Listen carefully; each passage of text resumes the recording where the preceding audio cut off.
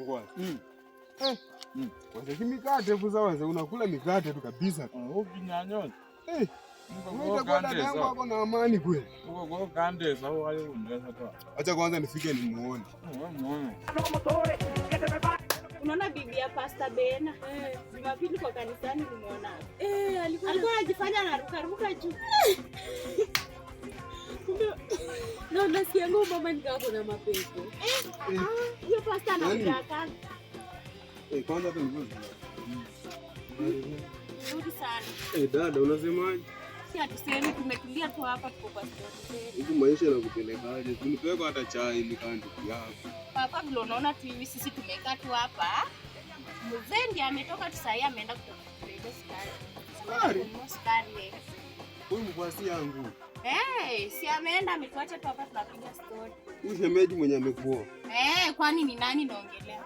Mimi nimekutana naye na mkate akikula kwa barabara ule unasema aliendea. Mkate na ameendea sukari. Nende anakula mkate huko njia. Uongo wapi? Twende nikuoneshe. Twende.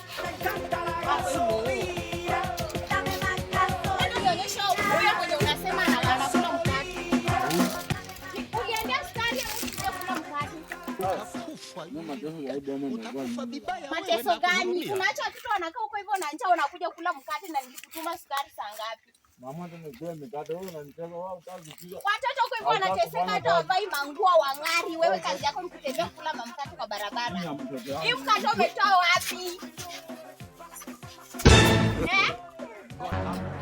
Yaani nilikutuma sukari unakuja unaanza kula mkate kwa barabara. Nani alikuwa anakuja kule mkate? Unaacha watoto wanapararia huko hivyo unakuja kula mkate kwa barabara. Ushughulikie watoto, ushughulikie watoto. Watu wanateseka huko hivyo. Watu wanateseka huko hivyo. Unanitesea dada. Wacha nilie kwanza. Simtulie tu. Lakini sasa ninaona tunaenda kukua watu fulani fake. Akili ni mandisi tu.